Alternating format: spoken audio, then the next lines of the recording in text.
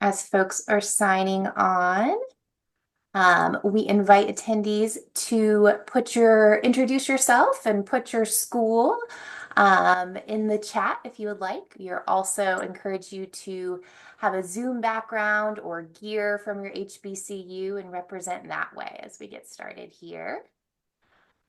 I'll go ahead and get going because we have lots to cover.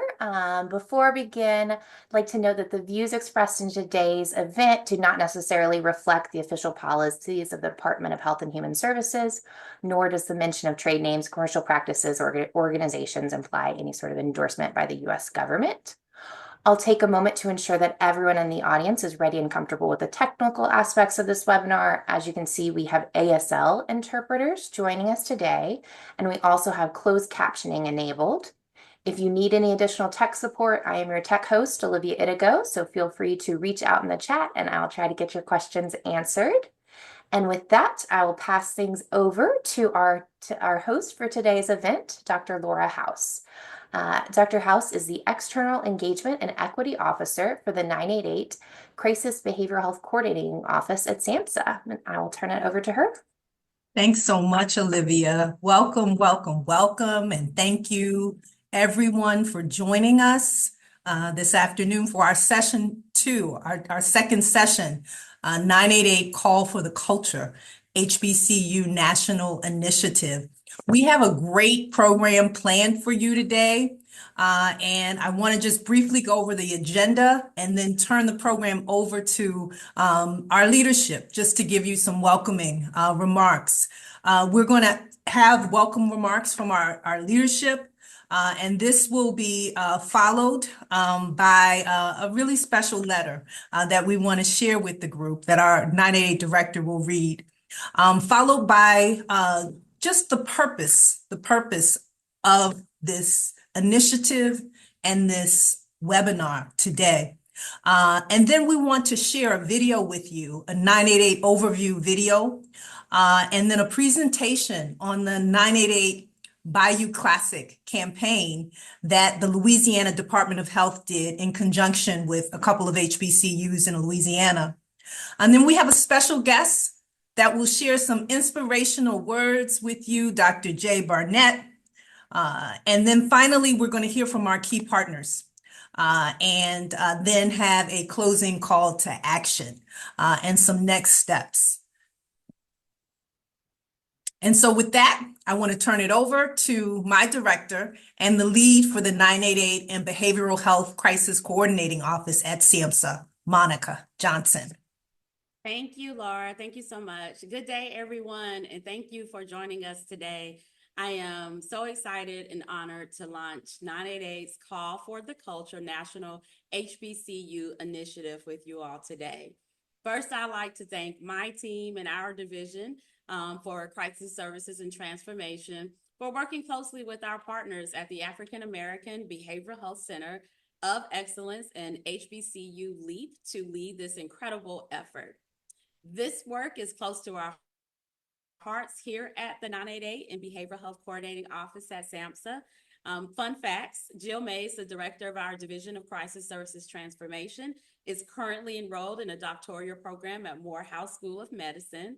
And Laura House, Dr. House, our 988 External Engagement and Equity Officer, is a proud alumna of and adjunct faculty member of Howard University. I'd also like to give a special shout out and thank you to Dr. Don Tyus and Dr. Shana Brown for partnering with us to co-lead this important discussion today. So this is rooted in focusing around Black youth mental health and 988 and how this work that we're doing around making sure there is a easy to remember number for anyone to use across this country that is experiencing any type of behavioral health crisis can be connected to a compassionate crisis counselor. We are focusing on our Black youth today because we have some statistics that are alarming and that we should be prioritizing. Our nation's Black youth are facing disproportionately higher rates of mental health crises That can include thoughts of suicide, feelings of sadness, depression, anxiety, isolation, concerns about substance misuse, and could go on and on. We're here today to discuss these critical issues that are existing in our communities and strategize ways to protect and improve our youth's mental health wellness. I know firsthand how important collaboration is. And when we talk about this type of work, no one entity can do this alone. I've had I'll say, fortune of spending 27 years of my adult life dedicated to working in the field of behavioral health. And I started out working with young people. I started working with adolescents and youth in behavioral health environments. And so this work is kind of where my heart just naturally is. And I'm also a mom to two sons, two emerging adults, 19 and 22 years old. And so again, this work for me is, of course, a priority for all the reasons that it should be, but it also is just meaningful to me as an individual, as a human, and as a parent. So let's talk a little bit about some of the statistics that we know exist, because they are a little bit alarming and somewhat unsettling. Suicide among Black youth is rising faster than any other group. Between 2018 and 2021, suicide deaths among Black youth ages 10 to 24 increased by over 36%. This crisis calls for immediate action, but there is hope. 988 is a 24/7 suicide and behavioral health crisis lifeline that provides compassionate, non-judgmental behavioral health crisis support. So this webinar today, you heard Laura outline what you're going to experience, but this is a significant event, and I don't want that to be overshadowed. We are so proud to have this partnership with HBCU and the African American Centers for Behavioral Health Excellence and more than 100 HBCUs to ensure that young people have someone to call, someone to respond, the appropriate response, and a safe place for help. We have a chance today to forge powerful partnerships between HBCUs and behavioral health organizations. And we know that HBCUs provide students with an affirming environment, fostering strong sense of belonging, culture, pride, and community support. So we're not just raising awareness, we're building pathways to health equity by increasing diversity in behavioral health crisis care. But we cannot do this alone. None of us can. I urge all of you to get involved, spread the word about 988, what it is, and share resources with your peers, with your campus, community organizations, your family, tell everybody, even strangers. We're also forming subcommittees to create localized mental health outreach toolkits that are tailored to Black youth. We will need your expertise. We need the voice of our young people to lean into these spaces so that we can build out tools that are practical and useful. These resources like this will be on our website at samhsa.gov to help build these out continuously as we continue to get input from our community and our partners. So we, as Laura alluded to, we have a very special letter from Vice President Kamala Harris, who took time out to make sure she could have her voice heard here today. So I will read my soror's letter now to you. I am honored to extend my warmest greetings to everyone gathered for the 988 Call for the Culture HBCU National Initiative webinar. I have spent my entire career working to protect the health, safety, and well-being of the American people alongside dedicated partners like you. I am thankful for your unwavering commitment to calling attention to the importance of mental health and diversifying the healthcare workforce. As you know, trauma often goes undiagnosed and untreated, and that is disproportionately true for the Black community. Far too many people across our nation have not had access to the mental health care and attention they deserve.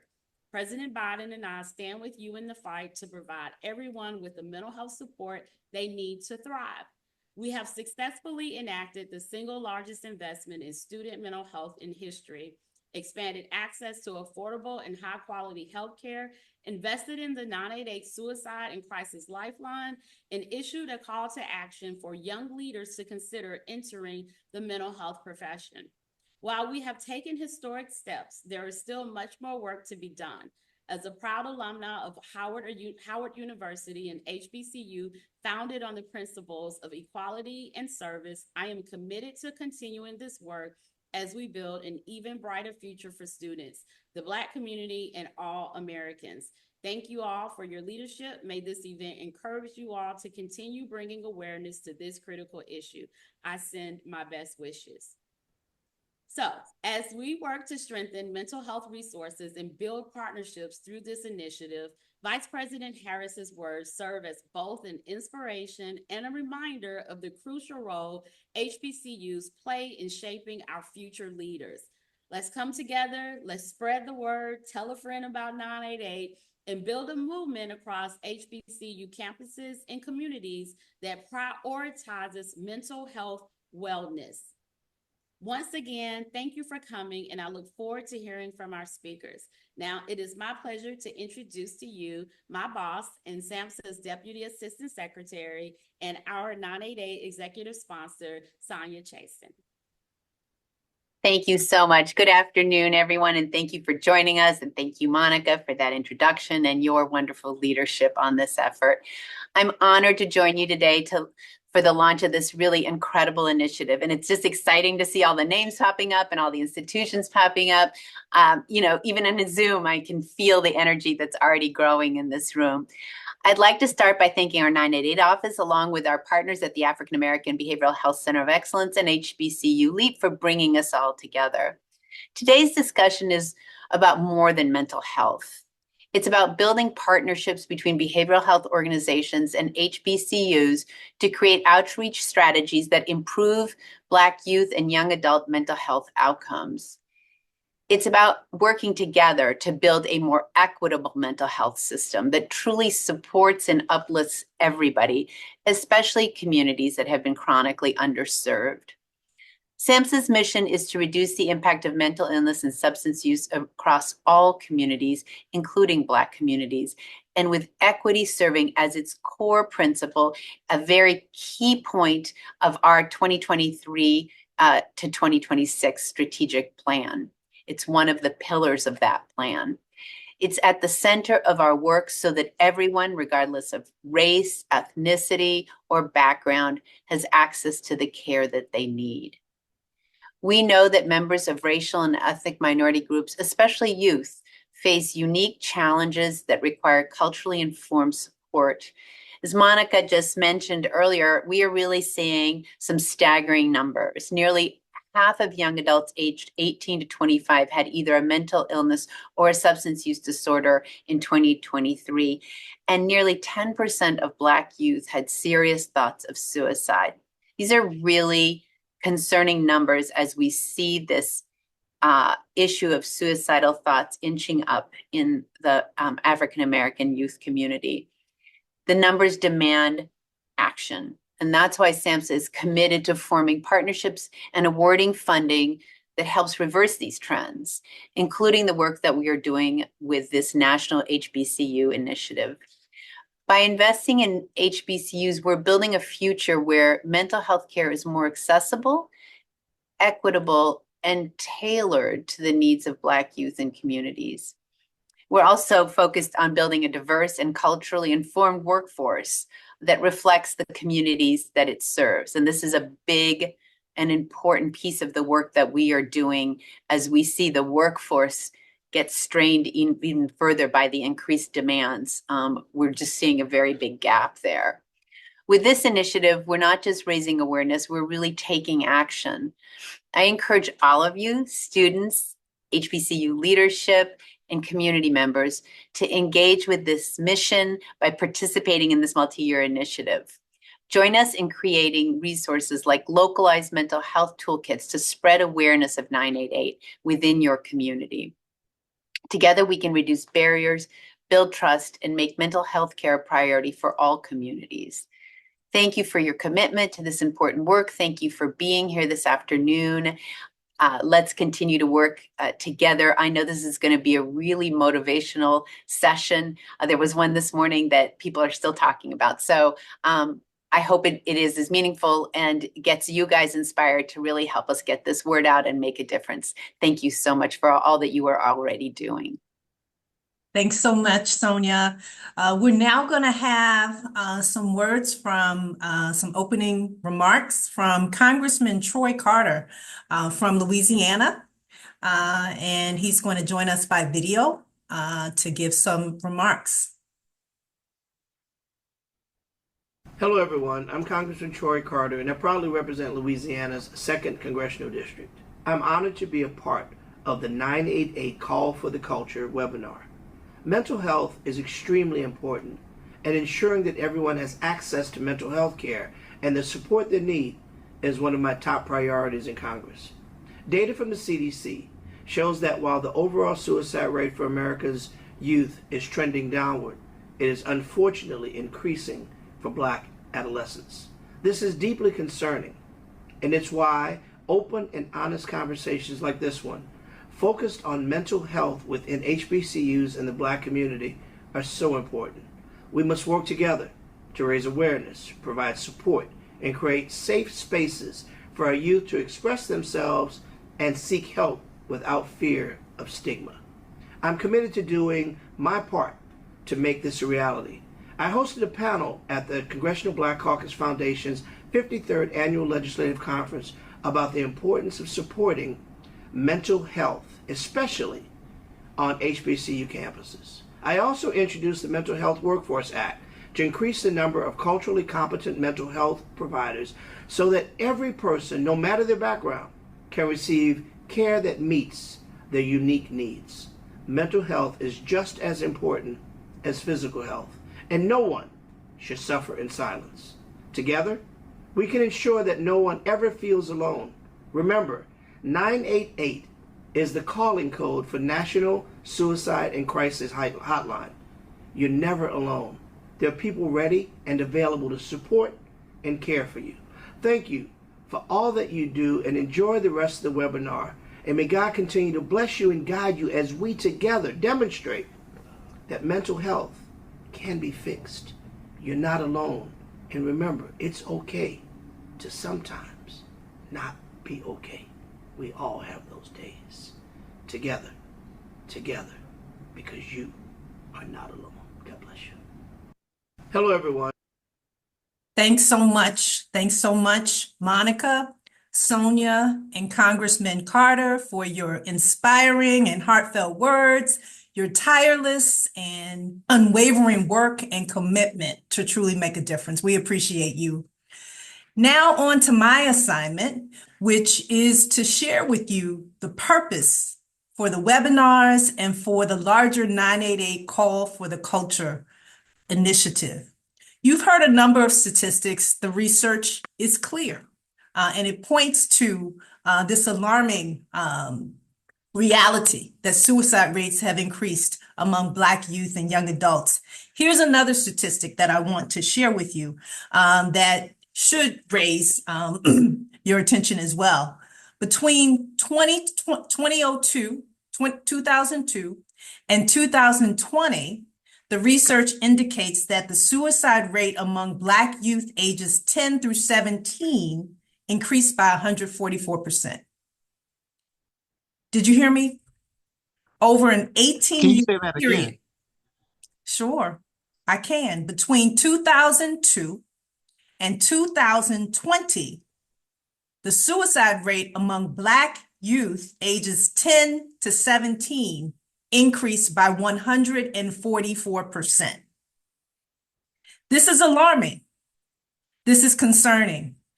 And that is why we are partnering with the HBCU and the African American Centers for Behavioral Health Excellence at Clark Atlanta and Morehouse School of Medicine to really begin to tackle this issue.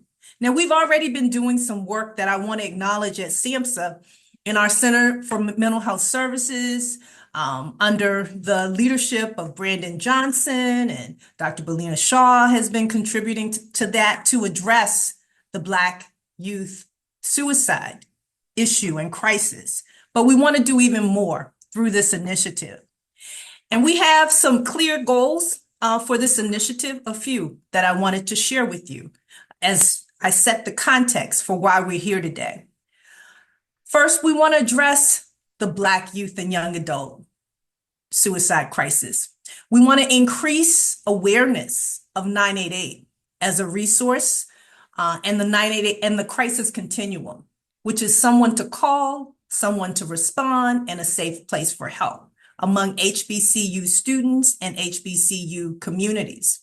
We want to develop 988 and crisis behavioral health resources and materials for HBC communities. We want to increase pathways to the crisis workforce for HBCU students and communities. And then finally, as Sonia mentioned earlier, we want to forge positive, reciprocal, and innovative partnerships with the more than 100 impactful and enduring HBCUs across our nation. So you may ask the question, why HBCUs? I'm so glad you asked.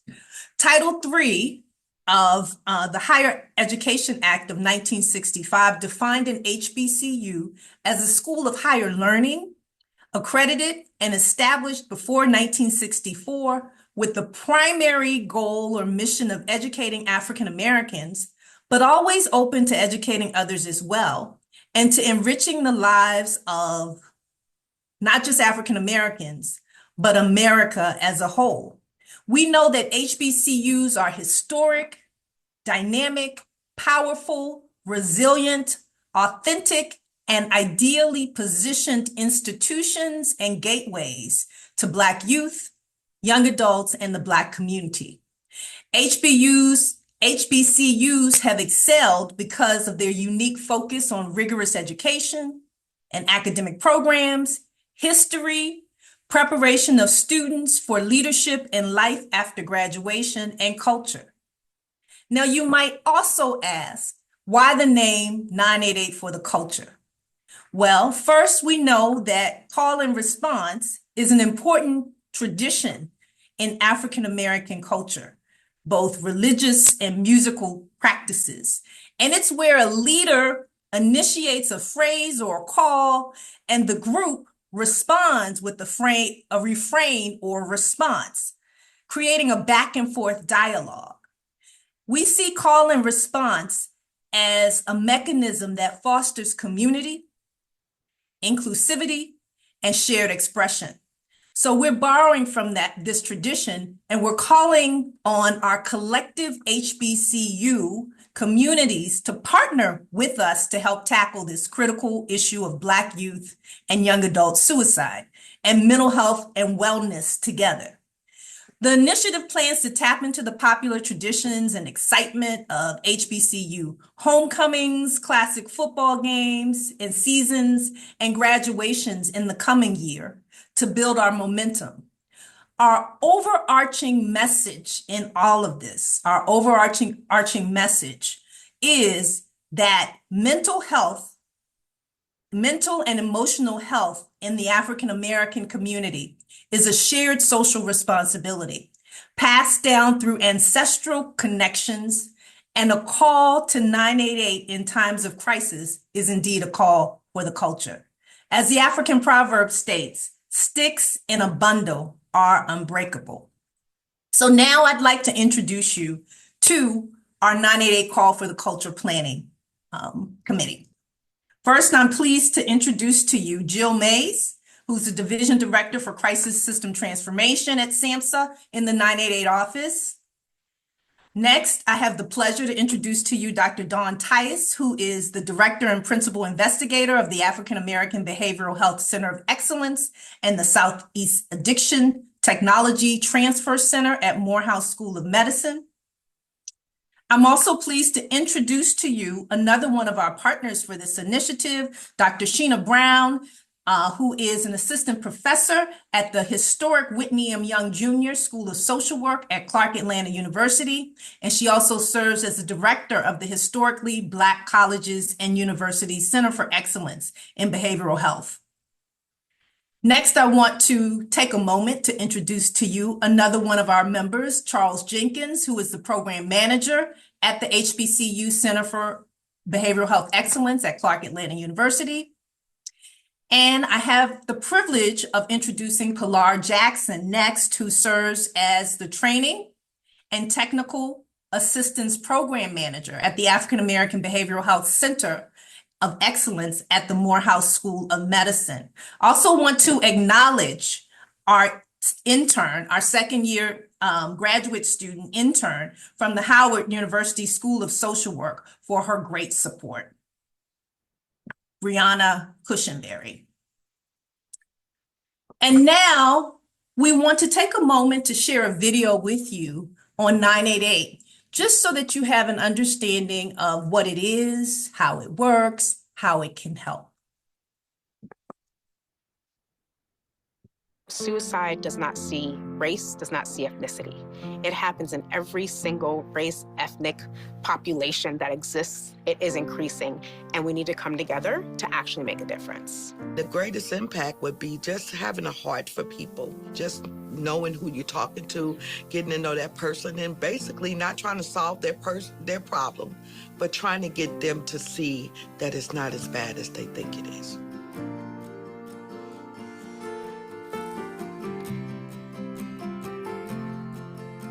In 2005, the National Suicide Prevention Lifeline number was initiated. It was the idea of a man who actually lost his wife to suicide after she was dealing with postpartum depression.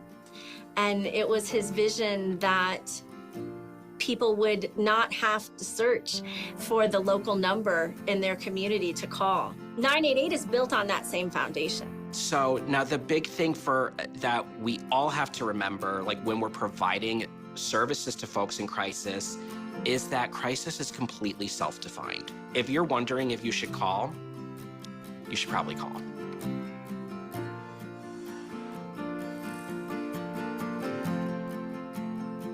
So when a person calls 988, they're connected to a crisis counselor. And that crisis counselor is trained and is able to provide support. A caller can expect to discuss alternatives to suicide, talk about coping skills, talk about resources, and ways to move forward beyond the call. When you call on behalf of somebody else, what we do is we take every call like a crisis. So we ask questions about who they're concerned about, but we're also at the same time providing emotional support to the third-party caller as well. So there are a number of misconceptions about crisis chat and text. The conversations, they're not scripted. There are things that we might need to assess for. There might be steps we need to cover, but the conversation itself has the potential to be just as authentic, just as human between two people as any other medium for communication. When people are having one of the worst days of their life, they can call us, they can chat, they can text. And when they come out on the other side, they're feeling better. Life is hard. Being a human is hard. And we all go through things and struggle. And if in my job, I can provide one person with a safe space to talk and get the support they need, then that's a great job for me that day. So. There is a lot of people out there that are struggling with suicidal thoughts and that are struggling with suicidal behavior, that are struggling with hopelessness and depression and anxiety. It is normal. And you don't have to feel ashamed for having those experiences. And there is help available.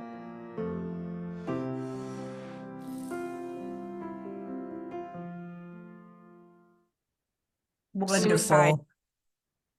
Hopefully you have a little better understanding and insight into 988 and how it's really helping to save lives across this country.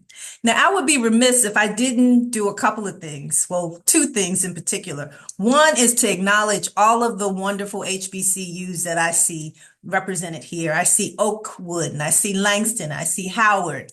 I see schools from Florida, Florida A&M, Florida Memorial. So welcome, welcome, welcome today. And then I need to, of course, give a shout out to my alma mater, which is Howard University. So I wanted to do both HU. So those who are here from Howard, you know what to do in the chat when someone says HU. So now we want to move forward, and we want to actually share with you a presentation, introduce to you our next presenters, who are from our 988 Louisiana program, from the Louisiana Department of Health. And they did an amazing campaign last year, the 988 Bayou Classic campaign, to bring awareness about 988 to Louisiana and to a couple of HBCU campuses down there, and just to the community in general, the Black community in general.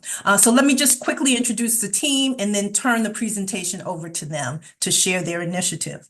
So we have Dr. Robin Thomas, who is the Louisiana State Suicide Prevention Coordinator and the 988 lead for the Louisiana Department of Health, Office of Behavioral Health.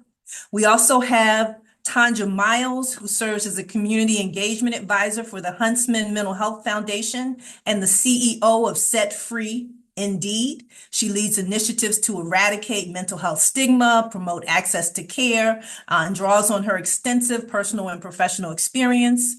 I'm also pleased to introduce Jordan Brene Williams, who is a native of Madison, Mississippi, and a fourth-year animal science scholar at Southern University. She's also the former Miss Southern University who participated in the 988 Bayou Classic.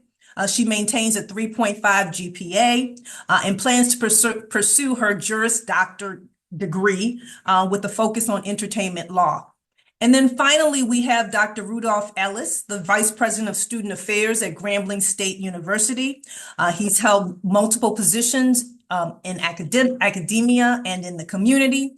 And his focus and commitment is to student success and retention, understanding the impact of social media on education, learning communities, living learning communities, and African-American male identity development in higher education. So without further ado, I'll turn the program over now to Dr. Thomas and team.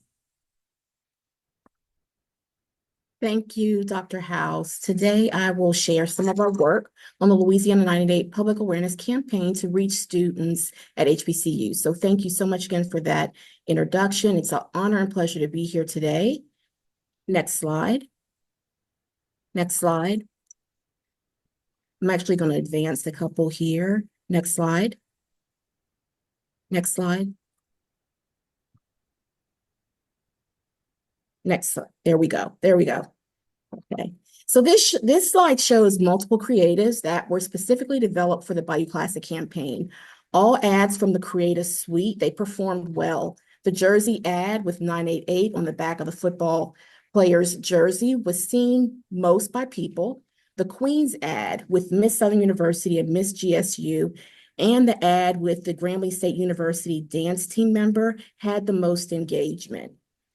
People love the snare drum ad with the message, life feeling offbeat, 988 can help. The snare is synonymous with the HBCU drumline culture and the Battle of the Bands that occurred on Friday night before the big game.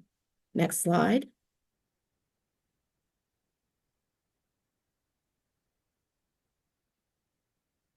The Southern, that's good. That's good. The Southern University Marching Band is also known as the Southern University Human Jukebox. So when you hear the SU Band being announced, you will often hear them say that the SU Band is often imitated, but it's never duplicated. The SU Band is one of the most sought after bands, and they are known for their precision drills, formations, and unique marching style that captivates fans. Unfortunately, the Southern University Band and entire campus has experienced several tragedies, including the death of 3 band members when they were traveling home, a suicide death of a cheerleader, a death of a student athlete, and a murder of a former band member. So we were contacted by Southern University to implement suicide prevention in 988 on the campus. So we participated in a series of student orientation outreach events to increase awareness. So to us, and you can go to the next slide. To us, this formation, it symbolizes the connectedness and coming together of these band members and their band director and the school to eliminate stigma and increase awareness of 988. And we know that being a part of something bigger than ourselves, how that increases connectedness and belongingness, which is so important for our mental health and physical health, especially when students face tragedy like this. So with this formation, we wanted to bring attention to 988 as a support for students, the administration, and the campus community as a whole.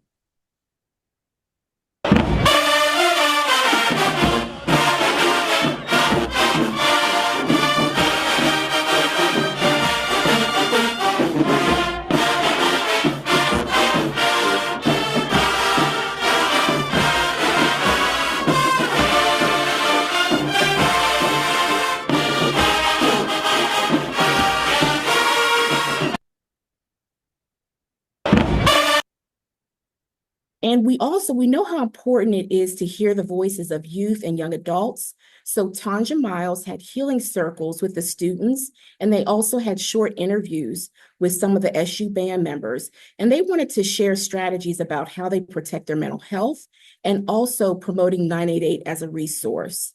So one of the overarching messages for this HBCU initiative is that of safeguarding the emotional and mental health of African American communities, and that shared social responsibility that Dr. House talked about in reaching out to help ourselves and to help others. So this next video really aligns that message for me when I hear the students talking about protecting their mental health and reaching out to 988 if you need emotional support, which truly signifies a call for the culture.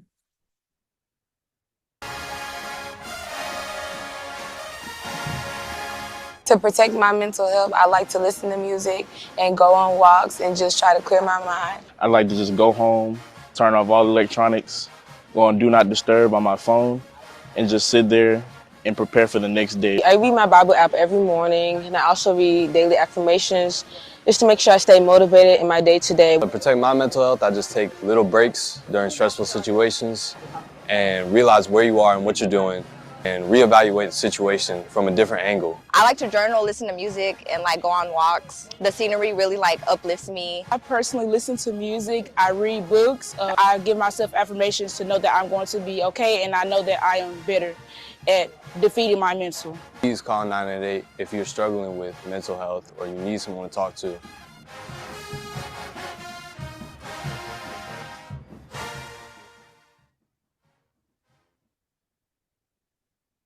And the third and last video that we're going to show you, this video summarizes the strategies used to incorporate 988 messaging into the annual Bayou Classic event.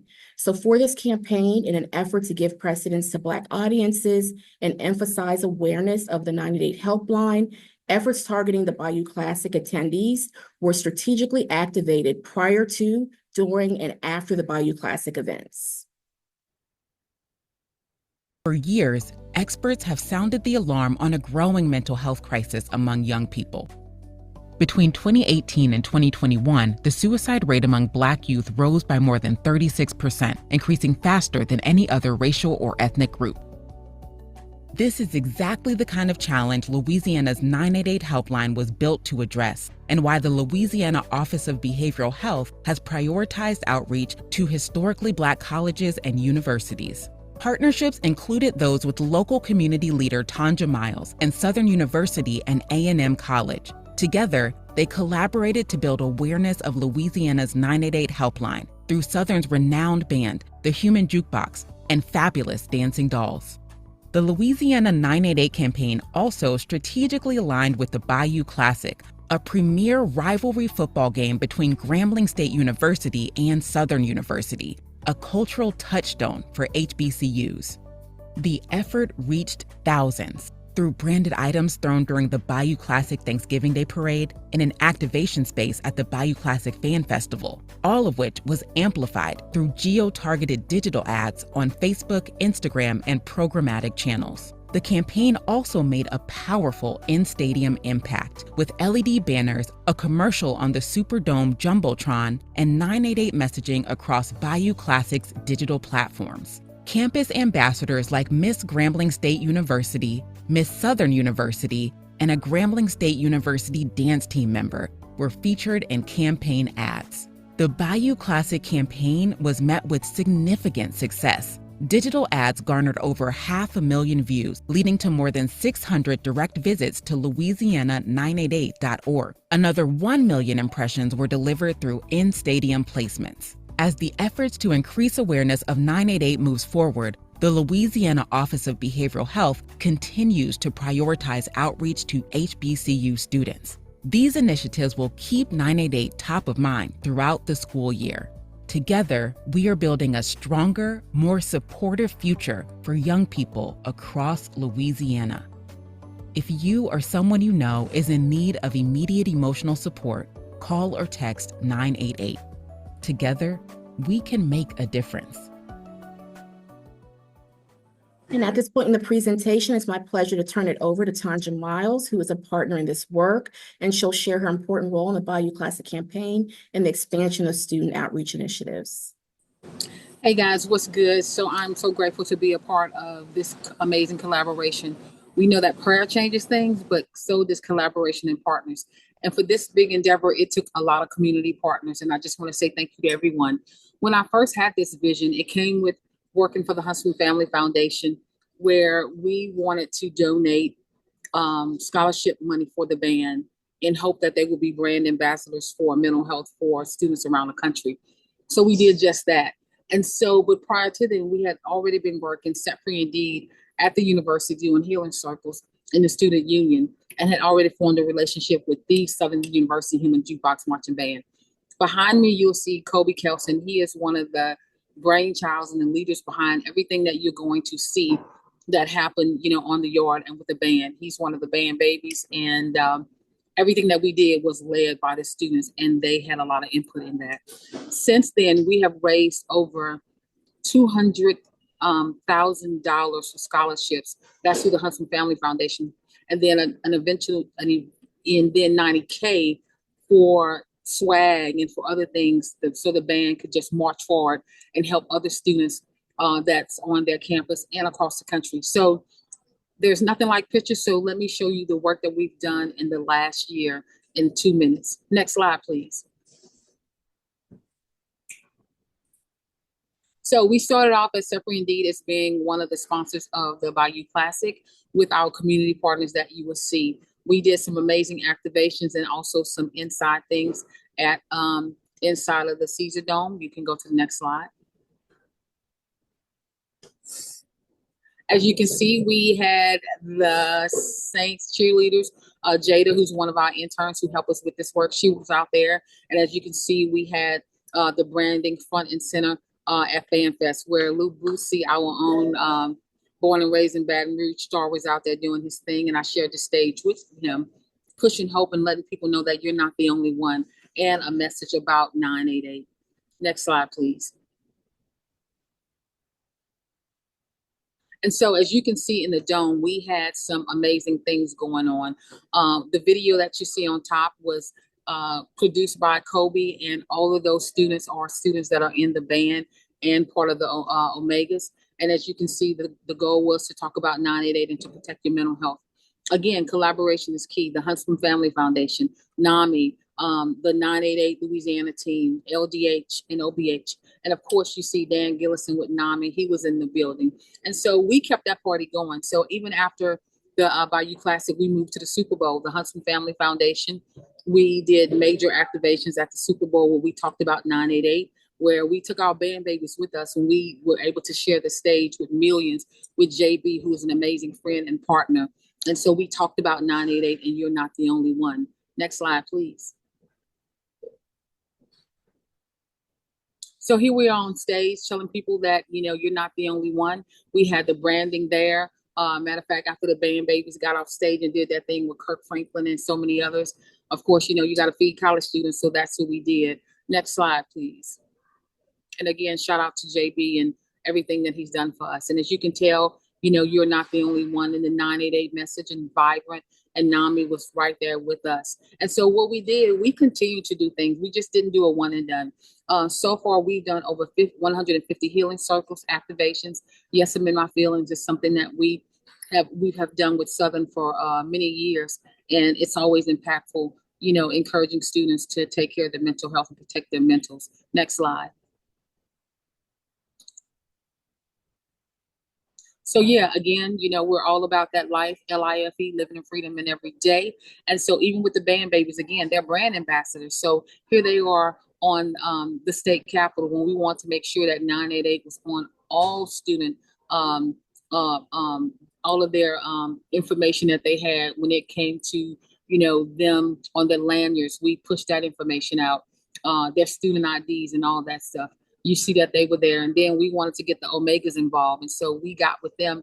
And so for Mental Health Awareness Month, we did 22 HBCUs in one day, pushing out hope and information about 988. Next slide, please. And so we kept that party going again, adding and incorporating the Divine Nine, talking with the Omegas, doing stuff with us. And then, of course, we can't forget about the Dancing Dolls, who does amazing work. The other thing that we did was one of our local businesses, H&E, they donated these hoodies. They donated hoodies last year where it talked about having true grit and a strong mind and a strong band. And so we had the 988 logo on the sleeve. Those we did last year. These we just did 2 weeks ago. And when you walk around Southern campus, you see these hoodies every day. I don't care how hot it is. They're wearing these hoodies representing mental health and that message of 988. Next slide, please. And again, up until last week, the Huntsman Family Foundation, we were back giving another $100,000 for scholarships to the Southern University Marching Band. So they will continue to help us push that message of hope, help, and healing, letting people know that you're not the only one in about 988. Shout out to Chancellor Pierre, who is an amazing leader. Shout out to the band director, Dr. Taylor, who, when I asked him about doing the formation, he was like, let's do this thing. And again, all the band babies who are amazing ambassadors for 988 and pushing that message of hope. The Super Bowl we did last year was amazing, talking about 988. But this Super Bowl is going to be in Louisiana, and we're coming in hot for real, for real. There's more to come. We're not done. And we're just so grateful to do this work with so many partners. Next slide. And again, I'm a military girl. You can't do this without partners. And these are our partners in peace for the last year who's made all this amazing work, all these amazing things, all the 50,000 plus swag that we've given out made all of this possible. And we're going to continue to do good work. And it's just been a pleasure and an honor to just push 9-8 to our HBCU students because they need it. And just so grateful for this opportunity. Peace. Good afternoon. I am Jordan Williams, a graduating fall senior majoring in animal science from Madison, Mississippi, and I formerly served as the 93rd Miss Southern University Agricultural Mechanical College. So when they reached out to me about 988 campaign, I honestly was ecstatic to join. Shout out to Mrs. Honore, my cousin, for introducing me to this campaign, because when I was reigning as Miss Southern, that was one of the things that was on my platform, mental health and the importance of mental health. So it was something that started at a young age. My father is a clinical psychologist, so it wasn't something very new to me. I was always very passionate about mental health at a young age, and I always felt that it was important to have good mental health starting at a young age, especially in the Black community. So with this campaign, I feel like at a collegiate level, this is perfect. It's perfect for students because we all know at a collegiate level, life be lifing. And there's a lot of stresses that we face as college students every single day. So having an outlook for students to talk to and get the resources they need is very important. And one thing I also want to touch on is the stigmas that surround mental health. I feel like there's not much knowledge about it, and it can cause for students to feel ashamed to even show their emotions, speak out about what they're going through and what they're dealing with. So I feel like with 988, it's something that is going to be able to be a great resource for students who want to reach out and get help privately. I also want to touch on the incidents that Southern University has faced in the past. Dr. Thomas had talked about it earlier, and it's something that's a big issue with Southern University, whether it's the recent suicides or the recent deaths, it's affecting the entire community. No matter who it is, whether it's your brother, your sister, even just a friend, or just someone who's in your classroom, it's affecting the community altogether. So 988 is going to help with this happening. And I just want to lastly say thank you so much for having me a part of this campaign. I'm so glad that I was even to be a part of this, because this is history being made in front of our eyes right now. So thank you so much. And I hope that 988 continues to spread mental health awareness for years to come.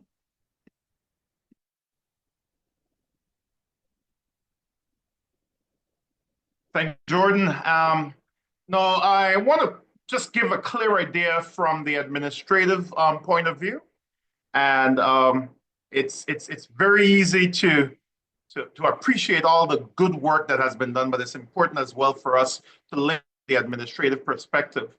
It is completely effective. I use the plant analogy to explain my process. It is like planting the seed and taking care of it and allowing it to germinate and bear fruit. So if you could go on to the next slide, I have a visual perspective of it.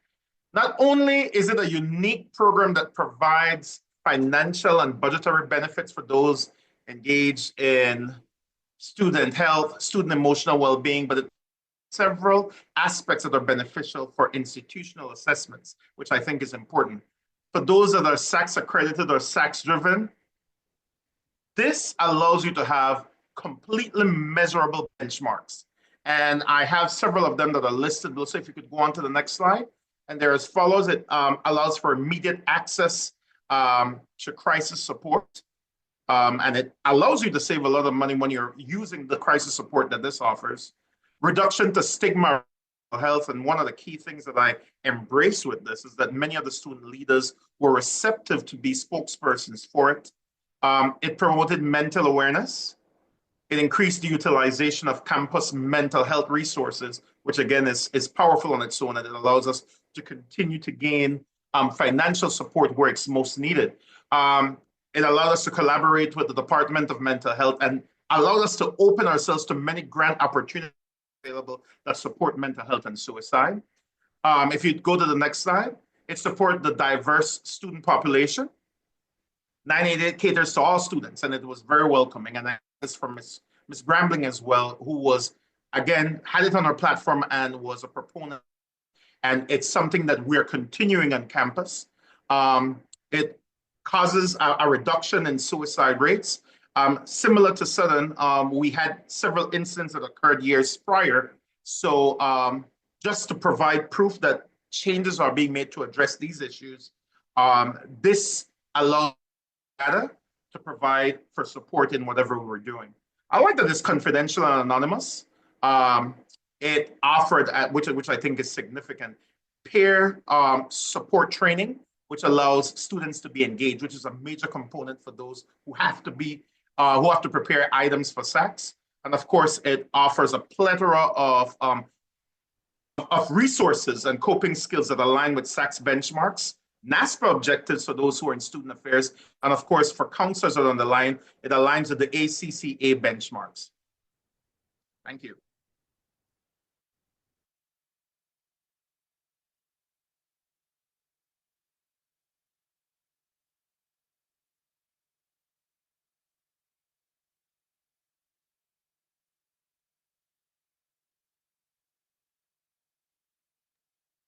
Dr. Thais, I don't think we can hear you there. Can you hear me now? I'm so sorry. My name is Dr. Dawn Tyus. I am the Director and PI of the African American Behavioral Health Center of Excellence. I have the distinct pleasure of introducing my colleague and friend, Dr. Jay Barnett. Dr. Jay Barnett is an esteemed author, dynamic speaker, and widely acknowledged expert in mental health. Now more than ever, he's making an incredible mark in his field with his impactful storytelling, innovative strategies, and insightful lessons. In his mental health mission, Dr. Jay focuses on mental wellness and holistic restoration. A former professional football player, Dr. J integrates the principles of athletic discipline into his clinical work, fostering a winning mindset. My colleague, Jill Mays, typically she would have said, welcome to All Divine Nine, but I would be remiss if I didn't let you know that Dr. J is also a member of Kappa Alpha Psi Fraternity Incorporated. I welcome Dr. J. Barnett. All right, thank you, Dr. Dunn, for that introduction. Thank you, Dr. Laura. So it's been a while since I have done two back-to-back talks, but I am excited because I know that we have a new group of students and some new attendees. And I just want to say to SAMHSA and their 988 initiative, I just want to say thank you for accepting the call. Thank you for taking on the challenge. As I have traversed this country, over 33 states with my Just Heal Bro tour, sharing my story, having survived 2 suicide attempts, the second one being 11 years ago, where I was found under a bed after a drug overdose. And one of the things that I can realize before or after surviving and being admitted, going to therapy and going through these different steps to begin my healing journey is I can't remember if there was a hotline or some support. And being a former pro football player, support looks very different because you were very reluctant to share with your teammates what you were dealing with. You were emotional about the game and emotional about your play, but you wouldn't be emotional about the things that you were dealing with personally and internally. And when you think about mental health, I love to talk about it and sort of elucidate it in a way to paint a picture that is life in motion. The psychological, the social, the physical, and all of the things that we look at how we make our decisions, how we choose our social circles. And I think, okay, somebody wanted to join in with me. Okay. But you know, you think about all of the different ways that we do life on a day-to-day basis, and as we have shared here, we hear so much about the mental health disorders, the anxiety, the depression, the eating disorders, and those things, and we hear about the many things that are exacerbated when our mental health is unstable. There's something that I like to say. The state of your mental health will determine your quality of life. The state of your mental health will determine the quality of your life. And when you think about the state of your mental health, are you in an anxious state?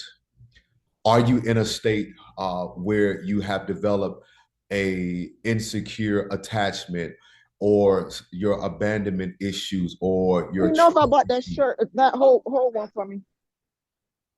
Your issues has caused you to sort of develop these different disorders or these different coping mechanisms that we use to protect and that we use to safeguard. And for many of the students that are on HBCU campuses, and as I have talked with so many different students, they are trying to manage doing something new, doing something different, while trying to hold down a mental fort on how they're going to show up in class. You think about the racism that some students have to endure, whether it's in close proximity, whether it's indirect, whether it's direct. You think about the childhood trauma. When a student enters into a college campus, you're not just going by yourself. You're taking mom and them with you. You're taking daddy and them with you. You're taking all of these different family things that are attached to you. And whatever is attached to you that's not good in some way may show up in you not being able to be your best. And affecting you where you're not able to fully be yourself because you're trying to thrive in a space where survival was your norm. How do we help students move from survival to thriving? a student that's trying to sustain a good GPA to keep their scholarship, and they're trying to excel in so many areas, but they don't have the support. Study shows that Black boys are entering to the school system in the collegiate space, but they lack support. Black women are entering into the workforce and they are becoming the CEOs. They are getting the jobs. They are climbing the corporate ladder, but the infrastructure to support their mental health is not there. So when you think about organizations and agencies such as SAMHSA and such as the 988 hotline, we have to think about developing an environment where we can trust.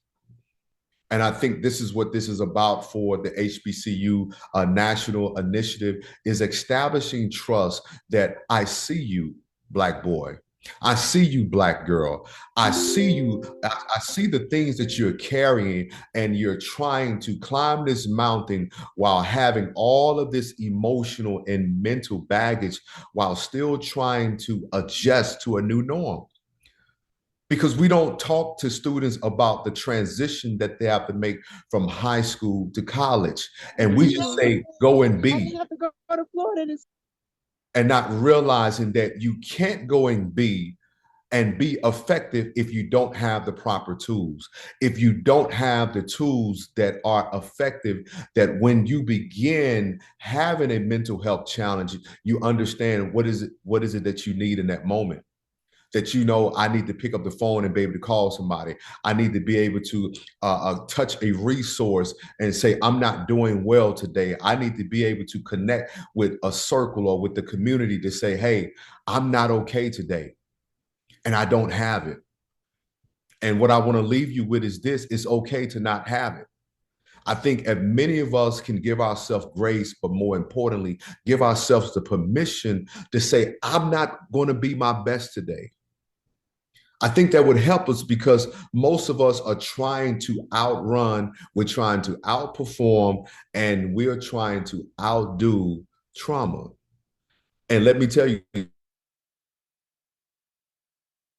something: no matter how many classes you take, no matter how much leadership you can have all the leadership skills in the world, but let me tell you something, it can't heal where a mental health assistant or a mental health profession is required.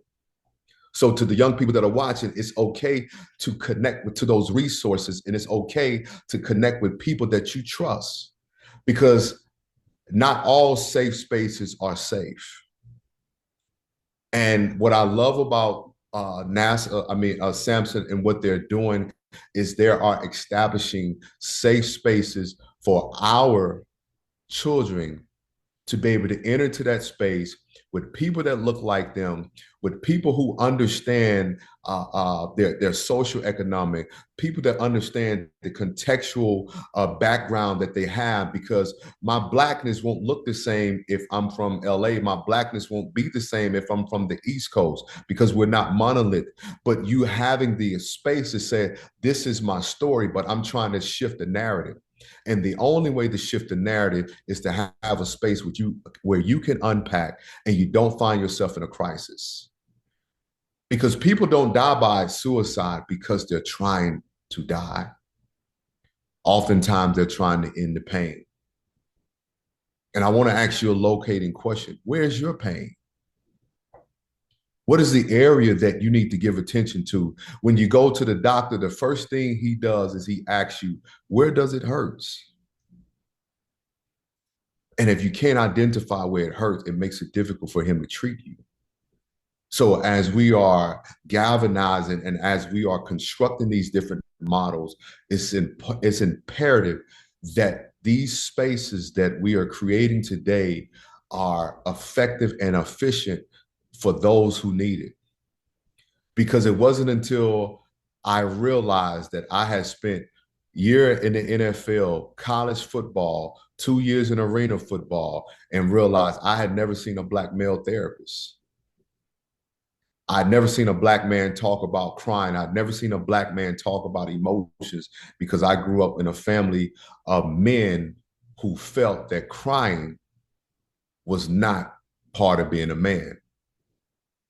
And if I can tell any of you something, that crying has everything to do with you being a human being. It is not separate of your gender, but it is what you do as a human being.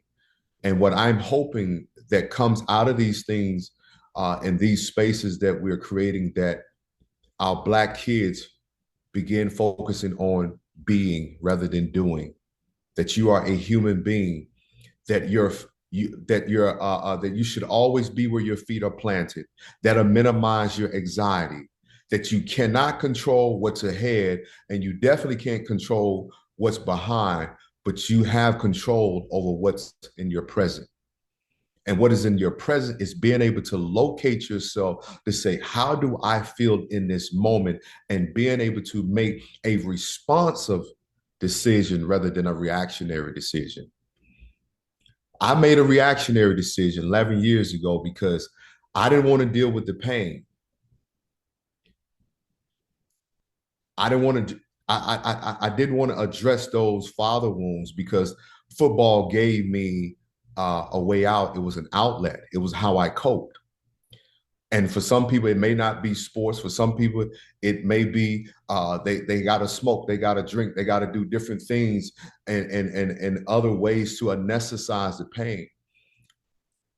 But until we begin helping our children understand that you can't run from the pain, you actually need to run to it. So if you find yourself in a crisis, run to it so that you can discover the help that you need.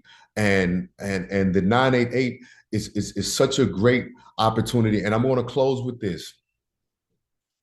One of the most searched questions after midnight is how to take my life.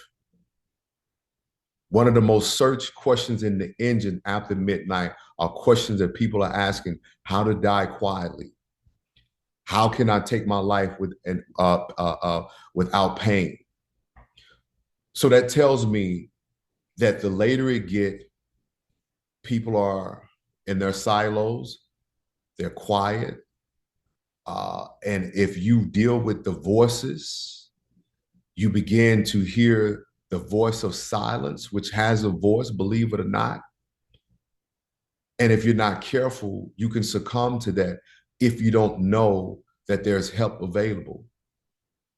And what I'm hoping that every Black boy, every Black girl realize, no matter where you are in life, and this is even for us as adults, is that your life matters. And that you're never hopeless, only if you don't see hope. But when you begin to see hope, you begin to feel hopeful. And now you can keep pushing, and now you can keep moving toward. And it's tough. It's tough trying to blaze new trails. It's tough trying to be the first one in your family to finish college. It's tough trying to be something that you didn't see. It is tough trying to take on everything and feel like you're depleted. But give yourself grace and give yourself permission. There's only one Savior, and you're not him. You don't have to save the family. You don't have to save everybody. Just like what they tell you on the plane. If this plane loses pressure, this cabin loses pressure, put the mask on you first.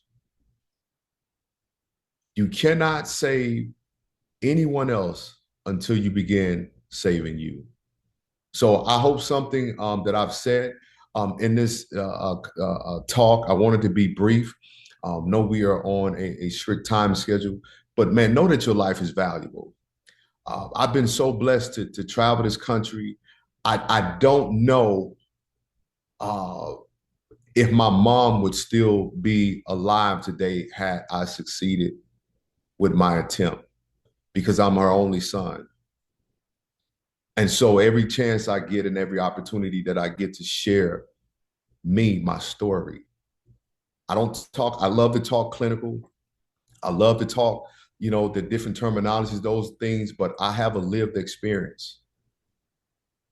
I have a lived experience of knowing what it's like to be in a place and not have the help that I needed. There was no 988. And the 988 came after I had already attempted, meaning that I didn't find help until I realized what I had done.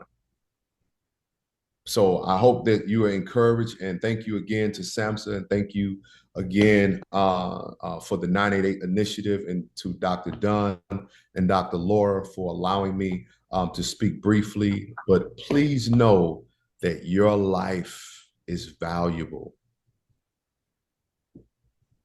Thank you so very much, Dr. J, for those powerful words, and that motivation. With that, we're going to turn it over to our partners for some remarks. We are going to hear from Dr. Sheena Brown first from the HBCU Center for Excellence in Behavioral Health at Clark Atlanta. And then we will hear again from Dr. Dawn Tyus from the African American Center for Behavioral Health Excellence. The HBCU Center is funded through our SAMHSA Center for Substance Abuse Treatment, and the African American Behavioral Health Center for Behavioral Health Excellence is funded by the Office of Behavioral Health Excellence at SAMHSA. And then finally, we will hear from Jill Mays, our SAMHSA 988 Division Director for Crisis System Transformation, who will give remarks and then also give us our closing call to action. Dr. Brown. Thank you, Dr. House. And thank you, Dr. J. Your words are a much needed medicine today. Hello, HBCU family. My name is Dr. Sheena Leverett Brown. I'm the director of the HBCU Center for Excellence in Behavioral Health. We're housed here in the historic Whitney M. Young Junior School of Social Work on the campus of Clark Atlanta University, where I'm also an assistant professor.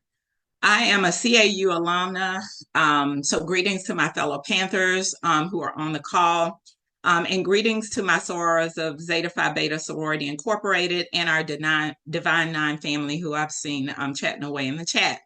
We are delighted to partner with 988 on this very important initiative that we believe will save lives.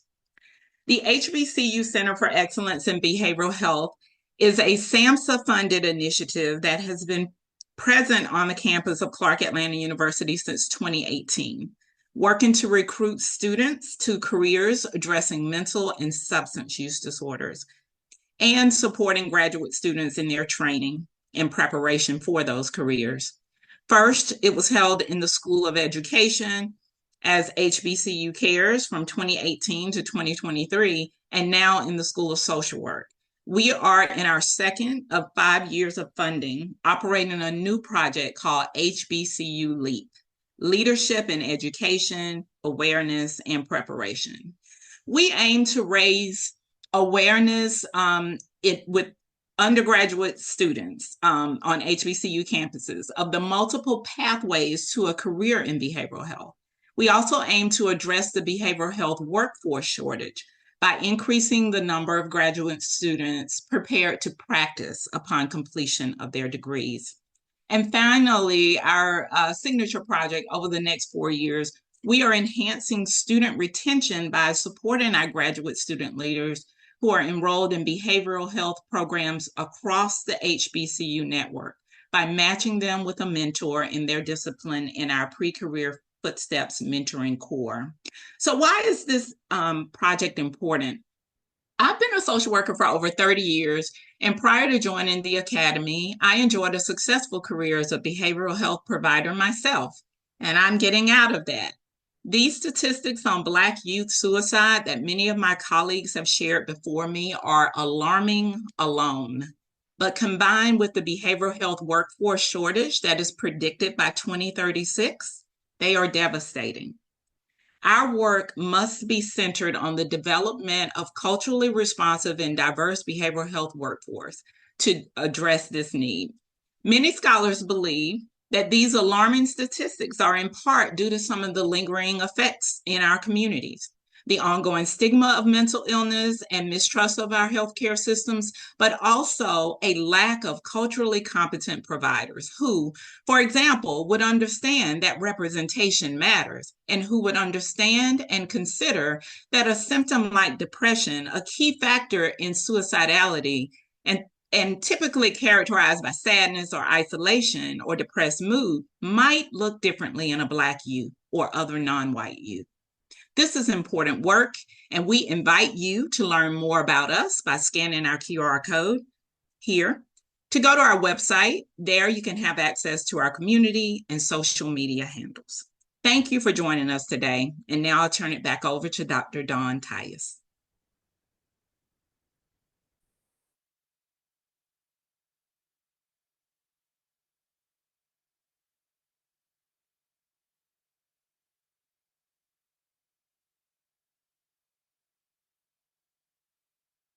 And we may have had her drop off for a moment. Okay, well, let's move to Jill Mays and her partner remarks first. Okay, I'm gonna go ahead and do our call to action. And Dr. Tyus, if you get your audio back, just give me a wave, because we certainly don't want to end without hearing you if you're able to get back on with us. Thank you to everyone who joined us today. We had a wonderful webinar this morning, and again, a wonderful one this afternoon. Thank you to everyone in the planning committee. Thank you to every single HBCU campus that joined us today. This initiative would be nothing without you. You are at the center and the focus of it. Thank you to all of our 988 contact centers who joined in today and this morning. These are the people who are answering the calls. And in the first 2 years of 988, we've answered more than 10 million calls. So that's a lot of people getting help and get connected to resources in their community. But there is still work to do, and that is where you all come in. Someone this morning put in the chat, and I told them they must have read my remarks.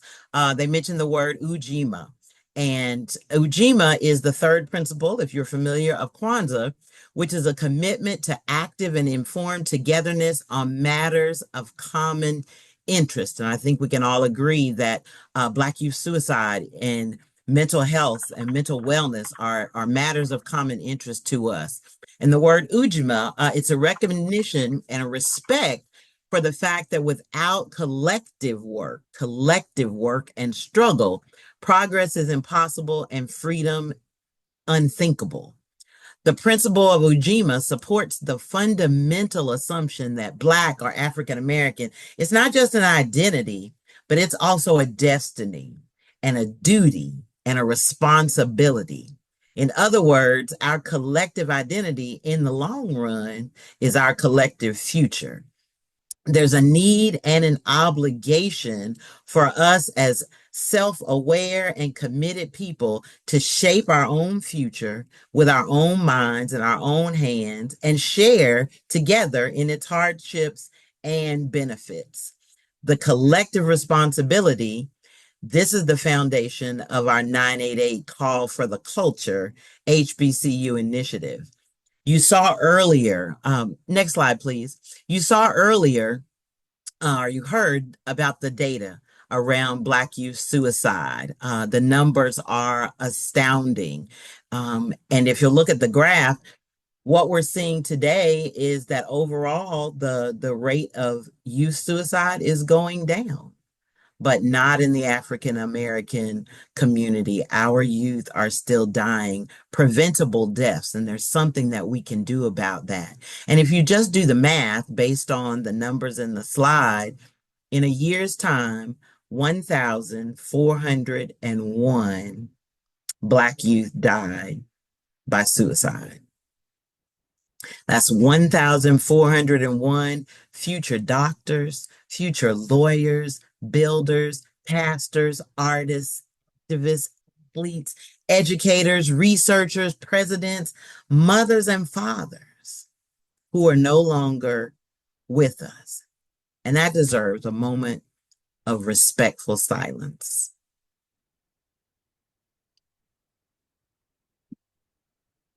Next slide, please. So, what you see on the screen is Bessie Coleman. I want you to go somewhere with me for a minute. And Bessie Coleman, I know we've got some folks on from Langston University. Bessie Coleman was a student at Langston when it was Langston Industrial College. But Bessie Coleman was born in Waxahachie, Texas in 1892. Her mother was of African ancestry and her father was of African and Native American ancestry. But Bessie wanted to fly. But due to discrimination and racism in the US, no aviation school would accept her. So she had to raise money to go all the way to France to attend an aviation school there to become a pilot. And in 1921, she did become the first American woman to obtain an international pilot's license. And then Ms. Coleman came back to the US and became a stunt pilot. And she raised money to start a school to train African American aviators, hoping to afford them opportunities that were not available to her then. And the Tuskegee Airmen, Marlin D. Green, who became the first, who broke the color barrier in aviation and became a commercial pilot and won a suit against Continental Airlines. And then 30 years later, Melissa Ward, who was hired by United Airlines as the first African-American female pilot. And I wanted to show you really quickly a quick video that talks about the legacy of Bessie Coleman. Finally, tonight, we take an historic flight to honor a woman who left a trailblazing legacy in the sky. Here's CBS's Chris Van Cleve. This American Airlines ground crew is prepping Flight 372 for a trip into the history books. It's the first time in the airline's 96 years everyone involved, from the ramp to the gate. We are honored to have you on board. In the cockpit and in the cabin are all black women. The flight celebrates the 100th anniversary of Bessie Coleman, the first African-American woman to earn a pilot's license. Coleman had to learn to fly in France because it wasn't an option here in the U.S. Her great-niece Gigi was on the celebration flight. My great-aunt received her license 2 years before Amelia Earhart. She wasn't in the history books. No one knew about her. You can do whatever you want to in life. She runs the Bessie Coleman Aviation All-Stars, an after-school program aimed at inspiring kids, especially young people of color, to take flight. Now, I've never had an all-black female flight crew in my entire career. There are fewer than 150 black women airline pilots in the U.S. Captain Beth Powell is one of them. Representation is so important today because when you see someone in yourself, you know it's possible. I can do this too. Sharing the story of Bessie Coleman in hopes of inspiring the pilots of tomorrow. Chris Van Cleve, CBS News, Phoenix. Finally. Next slide, please. So you see the legacy of Bessie Coleman. And in this photo that you see, this is one of the newest members of Spelman's freshman class for this year. And she is the youngest licensed pilot in the United States. Her name is Kimora Freeland. And so what Bessie did way back then paved the way for Kimora to do what she's doing today. And I know you're like, Ms. Mays, what does any of that have to do with 988? Call for the culture. Well, I'm glad that you asked. What I want you all to see today is that we have the opportunity to soar, to fly, and we have to fly above any adversity and oppression that tries to keep us down, including mental health and substance use crises. A call to 988 really is not just an individual call, but a call for the culture. Life is hard. Being a college student is hard.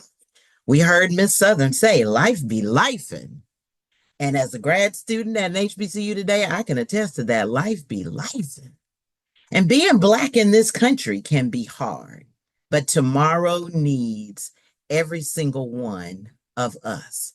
So when you call 988, when you encourage others to call 988, or when you make a decision to join the ranks of the behavioral health and crisis workforce, because representation matters, There was a period in my life when I went through major depression and had my own suicidal thoughts and was able to get over that stigma and seek therapy. But it was hard to find a therapist who understood me. My first therapist, she was a Christian therapist. So she related to me on that level, but she didn't understand what it was like to be a Black woman. She didn't understand the superwoman syndrome. So we couldn't really connect. So representation matters. When people walk through the doors of behavioral health facilities to get help, they want to see somebody who looks like them, who may understand the experience that they're coming from. So if we do all of these things, we're harnessing our Ujima power to help save the lives of our brothers and sisters, to help elevate mental wellness in our communities, to protect, preserve, and perpetuate the greatness that lies within our DNA. But to do that, we have to live. Like Dr. Ellis said, the campaign that was done in Louisiana, he said the germination can continue. And that's what we want. We want the seeds of this initiative to be placed in the ground today so that they can begin to grow. And I echo the words of Vice President Harris in her letter. She said, I've spent my entire career working to protect the health, safety, and well-being of the American people alongside dedicated partners like you. And that's what this initiative is about. All of us walking together in partnership to save lives. So what can you do? Here's the call to action. Just start with one step on your campus. Maybe you start a support group. Maybe you put up 988 posters, stickers, refrigerator magnets. Maybe you have 988 t-shirts and hoodies like Tanya mentioned. Maybe you do self-care study breaks, or you get the band involved, or you invite suicide prevention and mental health promotion speakers like Dr. J to come to your campus. You reach out. I put in the chat earlier how you connect to or how you find the 988 center in your local area. Reach out to them and say, hey, what can we do together? As Dr. Ellis told us, if you're on and you're a leader, a campus leader or administrator, a campaign or a connection or partnership around mental health, it helps your accreditation, but it helps students more so to know that you see them and you support their whole being. And so I also want to give a really quick challenge. This is something easy that everybody individually can do as you're thinking about what you can do collectively on your campuses. Anybody, raise your hands if you ever ride in an Uber. I do a lot of business travel. I ride in Uber all the time. And in the fourth quarter of last year, Uber reported that 150 million people used Uber. And in quarter one of this year, Uber completed 2.5 billion rides. So just think how much broader the word of 988 would spread if everybody just on this call. And I challenged the folks this morning, when you take your next Uber, just tell the Uber driver about 988 and ask him to tell his next rider and his next rider. And as the saying goes, if I tell two people and I tell you and you tell two people and those two people tell two people and those two people tell two people, the word about 988 grows exponentially. And the more the word gets out, the more lives that can be saved, the more people who will build these resiliency skills and coping skills so that we can help one another and we can live our best lives. So be creative, get in where you fit in. As a member of Alpha Kappa Alpha Sorority Incorporated, I recognize a serious matter when I see one, and this definitely is one. But we can't do this individually or in silos. We've got to do it together. So let's make a commitment together to answer this call for the culture with this HBCU initiative. And Olivia has put the QR code on the screen. We'd love for you to scan this QR code, and it will take you to a page where you can sign up to help us to build out this initiative. You can help to volunteer with planning of webinars, of on-campus activities. We're planning an online toolkit that people can go to online to get more information about suicide prevention. But we want this initiative to reflect you. and your individual campuses and your individual flavor, because we can't say that we know exactly what you need, but we can say that we are willing to be partners with you. So again, scan that QR code. Welcome to HBCU, Call for the Culture. This is going to be a wonderful journey that we all take together. So I'm going to turn it back over to Dr. Tyus if you got your audio back, and if not, I'll turn it over to Dr. House for a closing. Yep, I won't tarry because of time, but thank you so kindly for turning it over to me and giving me the opportunity to say just a few words on behalf of the African American Behavioral Health Center of Excellence. But welcome, I bring greetings from Morehouse School of Medicine, and a shout out to all of the Divine Nine, but definitely Delta Sigma Theta. But the African American Behavioral Health Center of Excellence was funded by SAMHSA in 2020 out of the Office of Behavioral Health Equity for us to take a public health approach to transforming behavioral health services for African Americans, making them safer, more effective, more accessible, providing more culturally appropriate evidence-based practices so that we can provide more culturally appropriate care for African Americans. Also, we are charged with increasing the capacity of behavioral health systems to provide outreach and to engage, retain, and provide, again, effective care. Because a lot of my colleagues have talked about, Dr. Brown talked about a more diverse workforce, which also means if we have a more diverse workforce, it also leads to more effective care for African Americans. Also, we do a lot of work around raising awareness, such as collaborating with our colleagues on opportunities like this. We develop a plethora of resources. I dropped our resource link in the chat just for the sake of time, as well as our website, so you can go and check out several different of the other opportunities that we have. Also, one of the main things, if you scan the QR code, if there are resources that you need that you don't see, or if there are projects that you're working around that's behind African American behavioral health, please reach out to us. Just fill out the TA request, and we'll, Pilar, myself, or Centeria will get in touch with you, and we'll be more than happy to become a partner. So that was very, very quick, but I want to be mindful of your time and check out all of our other resources that we have for HBCUs as well. Thank you. Thanks so much. Thank you so much, Dr. Tyus and Dr. Brown and Jill. We want to ask you to fill out a survey, a quick survey that you'll see online. So if we could turn to that or make that available. I also want to just mention, I've heard a few times the phrase, I see you. I see you. And there's a beautiful, beautiful word and greeting that I love in Zulu from South Africa, Sawubona.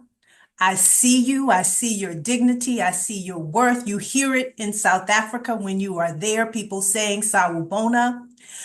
We see you HBCUs. We see you HBCU students, and we want to work collectively to really address this issue and to support mental health and crisis response in HBCU communities. So I'm going to close us up over the next few minutes.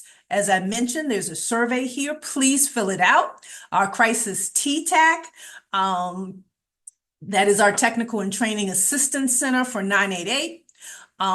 They have some upcoming events, or we have some upcoming events in partnership with them, and you'll see those events listed, a couple of webinar series. We invite you to join us.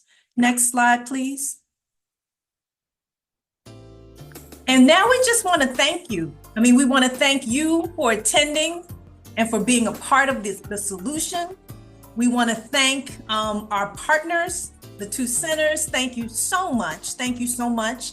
And then there are a number of offices within SAMHSA that we want to thank, and you'll see them listed here: the Office of the Assistant Secretary, the Yard, our comms team, CSAT, OB. Of course, we have to thank Vice President Harris for taking the time to write a letter, lifting up this issue and lifting up our initiative. We want to thank Congressman Troy Carter and his staff for pulling together the video and bringing some remarks and some support as well for this event. Again, thank you. Stay tuned. We're going to reach back out as we move this initiative forward. And we just thank you, thank you, thank you. Have a good evening, everyone.